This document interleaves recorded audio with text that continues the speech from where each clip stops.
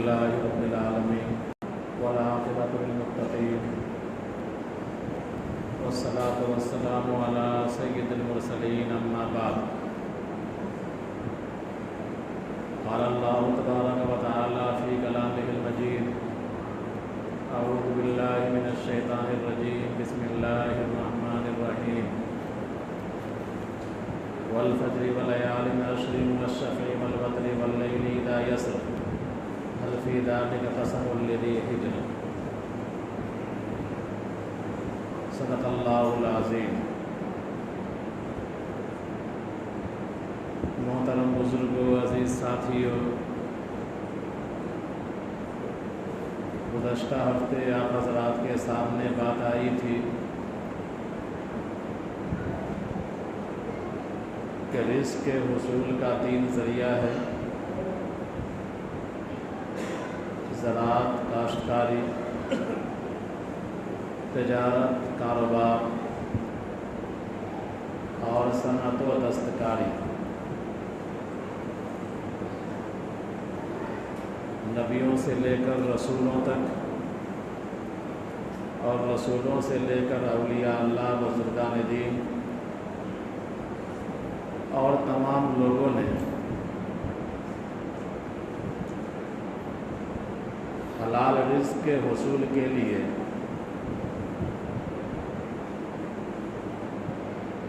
انہی تینوں ذریعوں میں سے کسی نہ کسی ذریعے کو اپنایا تھا۔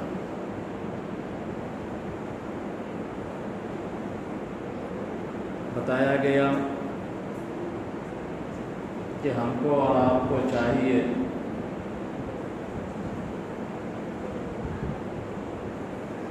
کہ ان تینوں ذرائعوں میں سے جو بھی ذریعہ ہم اختیار کریں، ہمارا طریقہ، ہمارا طرز عمل اور ہماری کوشش حلال دائرے میں ہونا چاہیے، اور جو رزق ہم استعمال کریں وہ حلال ہو اور حرام سے کلی اجتناب کرنا چاہیے۔ تفصیل کے ساتھ بات آ گئی تھی۔ یہ مہینہ جو چل رہا ہے اسلامی کیلنڈر کے اعتبار سے 11واں مہینہ ہے، ذی القعدہ کا مہینہ، اور آخری مرحلے میں ہم ہیں، اور اگلا مہینہ جو شروع ہوگا وہ ذو الحجہ کا مہینہ ہوگا انشاءاللہ۔ اس مہینے کے اندر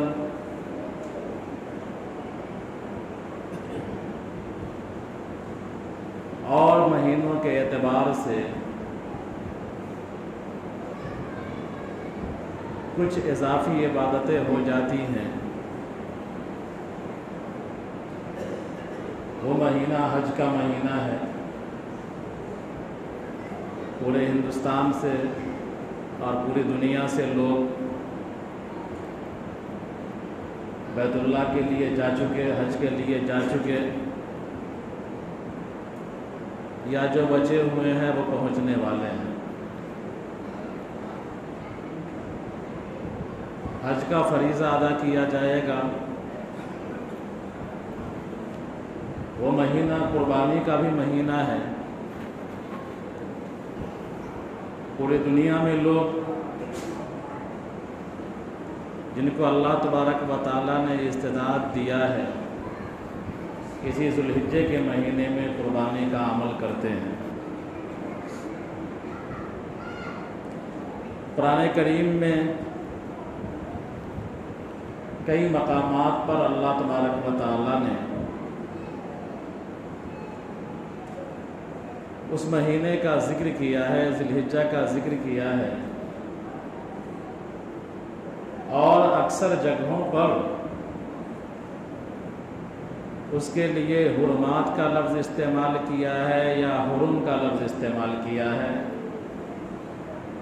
جس کے معنی آتے ہیں عزت کے، احترام کے۔ مشہور ہے کہ 4 مہینہ انتہائی حرمت والا ہے، عزت والا مہینہ ہے۔ ان میں سے ایک ذی قعدہ ہے، دوسرا ذی الحجہ ہے، تیسرا محرم ہے اور چوتھا رجب ہے۔ یہ 4 مہینے حرمت والے ہیں۔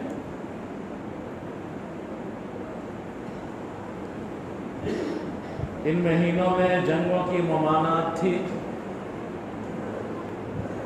کہ ان حرمت والے مہینوں کا احترام کیا جائے، عزت کی جائے، خوب سے خوب عبادت کی جائے، ان مہینوں میں جنگیں نہ کی جائیں۔ بعد میں یہ حکم منسوخ ہوا۔ بہرحال 10 مقامات پر اللہ تبارک و تعالیٰ نے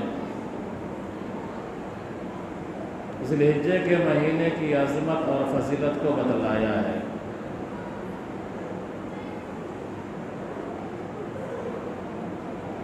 اور کیوں نہیں ہوگی؟ میں نے پہلے بتلایا کہ اس کے اندر حج جیسا فریضہ ادا کیا جاتا ہے، قربانی جیسا عمل کیا جاتا ہے کہ جس عمل کے بارے میں جناب نبی کریم صلی اللہ علیہ وسلم نے فرمایا کہ جانور کا خون زمین پر گرنے سے پہلے اللہ تبارک و تعالیٰ قربانی کرنے والے کے گناہوں کو معاف فرما دیتے ہیں۔ اور ذی الحجہ کا مہینہ تکمیل وحی کا بھی مہینہ ہے، یعنی نبی کریم صلی اللہ علیہ وسلم پر جو وحی کا آغاز غار حرا سے ہوا تھا کہ آپ غار حرا میں چلے جاتے تھے نبوت ملنے سے پہلے، اور تنہائی میں تہنس کیا کرتے تھے، اپنے اعتبار سے اللہ کا دھیان اور اللہ کی عبادت کیا کرتے تھے۔ اسی غار حرا میں جبرائیل علیہ السلام آئے تھے، فرشتہ آیا تھا اور فرشتے نے آپ پر پہلی وحی نازل کی تھی، اقرأ بسم ربک الذی خلق۔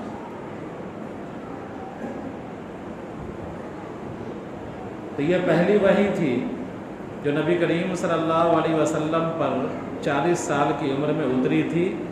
گویا کہ اللہ تبارک و تعالیٰ نے نبوت کے عہدے سے سرفراز فرمایا تھا اس وحی کے ذریعے سے، اقرأ بسم ربک الذی کے ذریعے سے۔ اور اللہ تبارک و تعالیٰ نے دین کی تکمیل کا جو اعلان کیا، جو ہمارا دین مکمل ہوا، جو قانون سازی اللہ تبارک و تعالیٰ کر رہا تھا، جو دستور انسانوں کے لیے بنا رہا تھا، غار حرا سے جس کو شروع کیا تھا، اللہ تبارک و تعالیٰ نے 23 سال کے عرصے میں اس کو مکمل فرمایا۔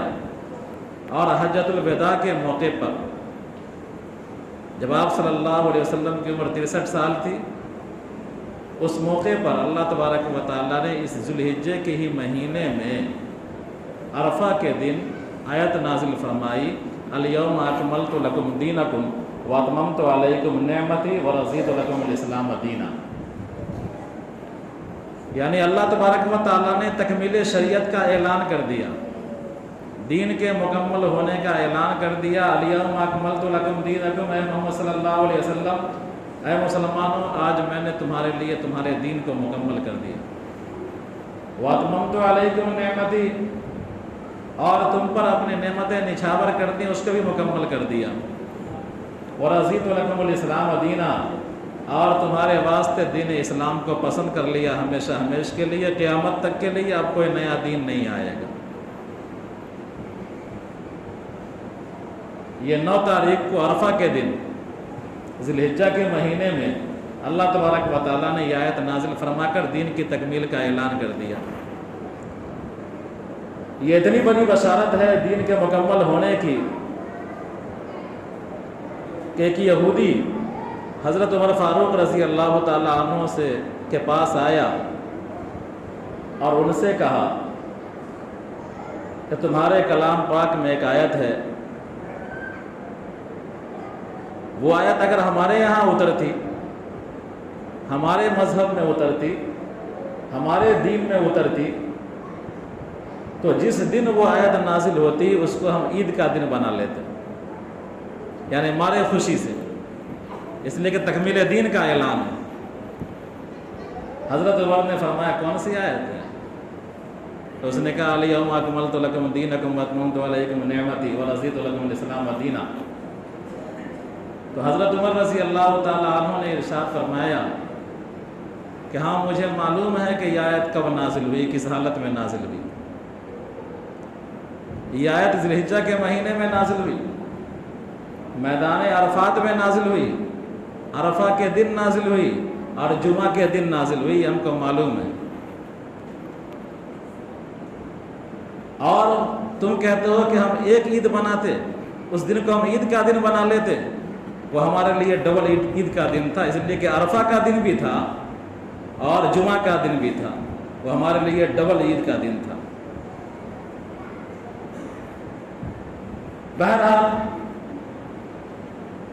تو ذی الحجہ کا مہینہ تکمیل دین کے اعلان کا بھی مہینہ ہے۔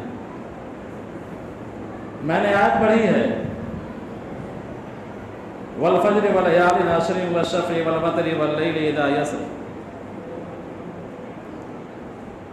کئی بار کہا میں کہ یہ امت اللہ تعالیٰ کی پیاری امت ہے، چہیتی امت ہے۔ گزشتہ امتوں کی عمریں لمبی ہوا کرتی تھی، طویل ہوا کرتی تھی، 100 سال، 80 سال، 70 سال وہ لوگ عبادت میں گزار دیا کرتے تھے، اور اس امت کی عمر ہی 60-70 کے درمیان ہے، اوسط عمر ہے۔ صحابہ کو کلک رہتا تھا جب پرانے زمانے کے ولیوں کے قصے وہ سنا کرتے تھے، اللہ والوں کے قصے سنا کرتے تھے، تو ان کو رشک ہوتا تھا کہ کاش وہ ہماری عمر بھی اتنی ہوتی اور ہم بھی 70 سال 80 سال اللہ کی عبادت میں گزار دیتے، لیکن ہماری عمریں کم ہیں۔ اللہ تبارک و تعالیٰ نے اس امت کی پیاس کو اور اس امت کی طرف کو، پیاری امت ہے، اس امت کے طرف کو اور پیاس کو اللہ تبارک و تعالیٰ نے اہمیت دی اور مختلف اوقات بنا دیے، مختلف ایام دے دیے، مختلف جگہیں عطا فرما دی کہ ان جگہوں پر عبادت کرو گے تو تمہاری عبادت کا ثواب کئی گنا بڑھ جائے گا۔ گھر میں نماز پڑھو گے 1 نماز کا ثواب ملے گا، محلے کی مسجد میں آ جاؤ گے 50 نماز کا ثواب ملے گا، جائیں مسجد میں آ جاؤ گے 25 نماز کا، جائیں مسجد میں آ جاؤ گے 50 نماز کا ثواب ملے گا، مکہ چلے جاؤ گے حرم میں پڑھو گے 1 لاکھ نماز کا ثواب ملے گا۔ اللہ تعالیٰ نے جگہ ایسی بنا دی، اللہ تبارک و تعالیٰ نے ایام ایسے بنا دیے، رمضان مبارک جیسا مہینہ دے دیا کہ چلو نفلی عبادت کرو، فرض کا ثواب پا جاؤ، 1 فرض ادا کرو 70 فرض کا ثواب پا جاؤ۔ اللہ تبارک و تعالیٰ نے لیلۃ القدر دے دیا کہ 1 رات عبادت کر لو، 1000 مہینوں کے برابر تمہاری عبادت ہو جائے گی۔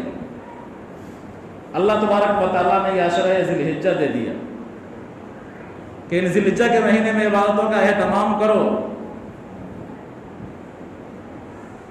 اس میں 1 روزہ تم رکھو گے۔ حدیث کے اندر آتا ہے کہ عشرہ ذی الحجہ میں اگر کوئی انسان 1 روزہ رکھتا ہے تو اس کو 1 سال کے روزے کا ثواب دیا جاتا ہے۔ اور عرفہ کے روزے کے بارے میں آتا ہے کہ اگر کوئی آدمی عرفہ کا روزہ رکھتا ہے، 9 تاریخ کا روزہ رکھتا ہے، تو اللہ تبارک و تعالیٰ اس کے 1 سال پچھلے اور 1 سال اگلے گناہوں کو معاف فرما دیتا ہے۔ تو یہ ایام اللہ تبارک و تعالیٰ نے ادا کر دی۔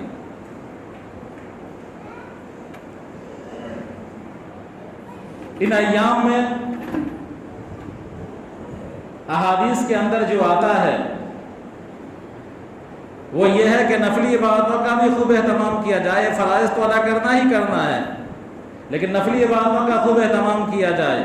بزرگوں کا معمول رہا ہے تلاوت کرنے کا، 10 دنوں کے اندر 1 ختم کرنے کا معمول رہا ہے بزرگوں کا، نفلی روزوں کا معمول رہا ہے۔ حدیث کے اندر آتا ہے کہ ان ایام میں تلبیہ خوب پڑھا کرو، یعنی ذی الحجہ کا جب چاند نظر آ جائے تو نظر آنے کے بعد تم تلبیہ نہیں، وہ تکبیر تشریق، لا الہ اللہ اکبر لا الہ الا اللہ، اس کا خوب ورد کیا کرو۔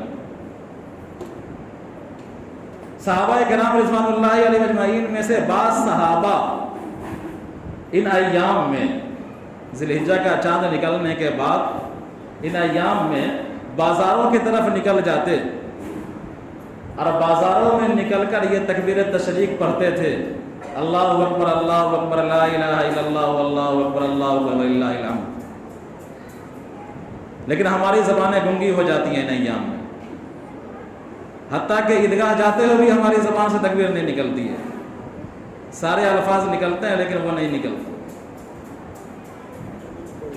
مورخین لکھتے ہیں، مفسرین لکھتے ہیں کہ جب اللہ تبارک و تعالیٰ نے ابراہیم علیہ السلام کا امتحان لیا تھا، اور دنیا کی تاریخ کا انوکھا امتحان تھا کہ ویسا امتحان اس سے پہلے کسی انسان سے لیا نہیں گیا اور اس کے بعد بھی کسی سے لیا نہیں گیا اور نہ جائے گا۔ اتنا بڑا امتحان تھا کہ ایک باپ کو حکم دیا گیا کہ اپنے بیٹے کو تم ذبح کر دو، اللہ کے لیے، اللہ کی رضا کے لیے، اللہ کا تقرب حاصل کرنے کے لیے۔ مورخین لکھتے ہیں کہ جب ابراہیم علیہ السلام اپنے بیٹے کو لے کر ذبح کے لیے تیار ہو گئے، فرشتے موجود تھے، انتہائی حیرت انگیز نظارہ تھا، تعجب خیز نظارہ تھا کہ ایک باپ اپنے بیٹے کو ذبح کرنے والا ہے۔ تو فرشتوں نے وہاں پر اللہ کی بڑائی بیان کی، اللہ اکبر اللہ اکبر۔ ابراہیم علیہ السلام کو چھری چلانی تھی، بیٹے کو ذبح کرنا تھا اللہ کے لیے۔ ابراہیم علیہ السلام نے فرشتے کے اس تکبیر کے جواب میں کہا لا الہ الا اللہ واللہ اکبر۔ فرشتے نے تکبیر کہہ دیا، ابراہیم علیہ السلام نے تحلیل بھی کہہ دیا لا الہ الا اللہ، اور تکبیر بھی کہہ دیا اللہ اکبر اللہ اکبر۔ اسماعیل علیہ السلام بیٹے تھے، وہی بھی تو پیغمبر کے بیٹے تھے۔ اسماعیل علیہ السلام کی زبان سے نکلا اللہ اکبر وللہ الحمد۔ تو فرشتے تعجب کرتے ہوئے کہے اللہ اکبر اللہ اکبر۔ ابراہیم علیہ السلام اپنی عبدیت کا اظہار کرتے ہوئے کہ میں جو عمل کر رہا ہوں یہ اللہ کا حکم ہے، اس کو بجا لانے کے لیے کر رہا ہوں کہ اللہ کے علاوہ کوئی معبود نہیں ہے، اور اسی کے حکم کی تکمیل کر رہا ہوں۔ اور اسماعیل علیہ السلام نے جو کہا وللہ الحمد، یہ اس لیے کہا کہ میں جو لیٹا ہوا ہوں، ذبح کرنے کے لیے تیار ہوں، یہ میرا کمال نہیں، میرے باپ کا کمال نہیں، بلکہ اللہ تبارک و تعالیٰ کا کمال ہے، اور اللہ تبارک و تعالیٰ ہی نے ہمارے اندر یہ اطاعت کا جذبہ پیدا کیا ہے۔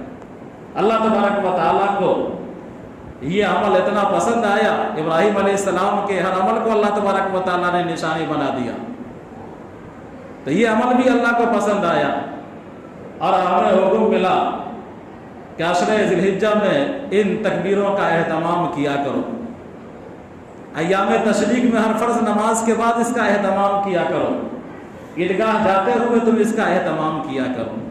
بہرحال جب یہ ایام شروع ہو جائیں تو ہم کو تکبیر کا اہتمام کرنا چاہیے۔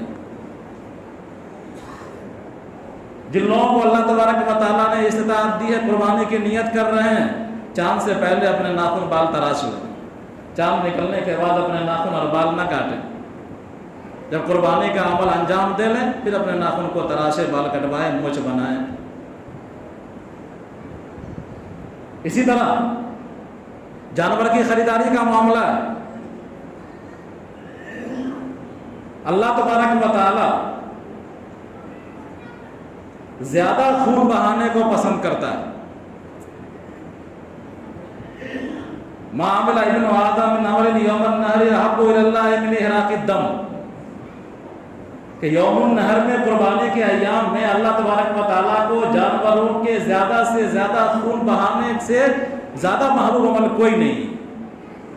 سب سے زیادہ پسندیدہ یہ عمل ہے کہ جانوروں کا زیادہ خون بہایا جائے، اللہ کے نام پر قربان کیا جائے۔ نبی کریم صلی اللہ علیہ وسلم نے ایک مرتبہ 100 جانوروں کی قربانی دی ہے، اپنے ہاتھ سے 63 جانوروں کو ذبح کیا ہے، اور بقیہ 37 جانور جو بچ گئے حضرت علی کو حکم دیا کہ تم ان جانوروں کو ذبح کر دو اللہ تعالیٰ کے لیے۔ اس سے پتہ چلتا ہے کہ اللہ تبارک و تعالیٰ بھی چاہتا ہے، اللہ تبارک و تعالیٰ بھی چاہتا ہے کہ زیادہ سے زیادہ جانوروں کا خون بہایا جائے۔ نبی کریم صلی اللہ علیہ وسلم کا عمل بھی بتلا رہا ہے کہ زیادہ سے زیادہ جانوروں کا خون بہایا جائے۔ ہم کو بھی کوشش کرنا چاہیے کہ ہم زیادہ سے زیادہ جانوروں کا خون بہائیں، قربانی کریں۔ ایک جانور آپ 1 لاکھ میں خریدتے ہیں، لیکن اسی 1 لاکھ میں اگر آپ کو 2 جانور مل جاتا ہے، 3 جانور مل جاتا ہے، تو یہ آپ کے لیے بہتر ہے کہ آپ 3 جانور کا خون بہائیں۔ اس لیے کہ 3 جانور 2 وجہوں سے، ایک تو یہ ہے کہ اللہ تعالیٰ کو زیادہ محبوب ہے کہ زیادہ خون بہایا جائے، اور دوسری وجہ یہ ہے کہ 1 لاکھ کا جانور خریدیں گے تو کہیں نہ کہیں آپ کے اندر ریا آ جائے گا کہ ہمارا جانور اتنا تگڑا ہے، ہمارے جانور کے جیسا کوئی جانور نہیں ہے۔ لیکن اگر آپ نے 1 لاکھ میں 2 جانور خرید لیا، 3 جانور خرید لیا، تو آپ کے اندر اتنا ریاکاری نہیں آئے گی، امید کم ہے ریاکاری کے آنے کی، تو ہمارا عمل اخلاص والا عمل ہو جائے گا، اسلام سے ہم آہنگ عمل ہو جائے گا۔ تو کوشش یہ کرنی چاہیے کہ زیادہ سے زیادہ جانوروں کا ہم خون بہائیں۔ قربانی کے جانوروں کی جو شرائط ہیں، وہ شرائط ہمارے جانوروں کے اندر پایا جانا چاہیے۔ صرف فخر کے لیے، مباحات کے لیے، دکھلانے کے لیے ہم ایسا عمل نہ کریں کہ ہمارا پیسہ ہی برباد ہو جائے اور ہم کو ثواب بھی نہ ملے۔ اللہ تبارک و تعالی ہم سب کو حسن عمل کی توفیق عطا فرمائے، اور تمام نفلی عبادتوں کو اور فرض عبادتوں کو کرنے کی توفیق عطا فرمائے۔ جو آدمی 7.5 تولہ سونا یا 52.5 تولہ چاندی کا مالک ہو جائے، اگر وہ قربانی کے ایام میں 10 تاریخ کو، 11 تاریخ کو، 12 تاریخ کو بھی اگر وہ 52.5 تولہ چاندی کے برابر رقم کا مالک ہو جاتا ہے تو اس آدمی پر قربانی لازم، اس آدمی کو قربانی کرنا چاہیے۔ اگر نہیں کرتا ہے تو وہ گنہگار ہے۔ اور 52.5 تولہ چاندی 550-600 گرام ہوتا ہے تقریباً۔ موجودہ جو ریٹ ہے اس اعتبار سے سمجھ جائیے کہ 50,000 کے اندر 45-50 کے بیچ میں یہ رقم بنتی ہے۔ تو اتنے پیسے کا اگر کوئی آدمی مالک ہو جاتا ہے، 10 تاریخ کو مالک ہو جائے، 10 سے پہلے مالک ہو جائے، 11 کو مالک ہو جائے، 12 کو مالک ہو جائے، اگر پیسہ رہتا ہے اس کے پاس، سال گزارنا ضروری نہیں ہے، اور یہ پیسہ اس کے ضروریات اصلیہ سے اور دین سے، قرض سے فاضل ہے، تو اس آدمی کو قربانی کرنا ہے، واجب ہے اس کے لیے۔ لہذا صرف اس بنیاد پر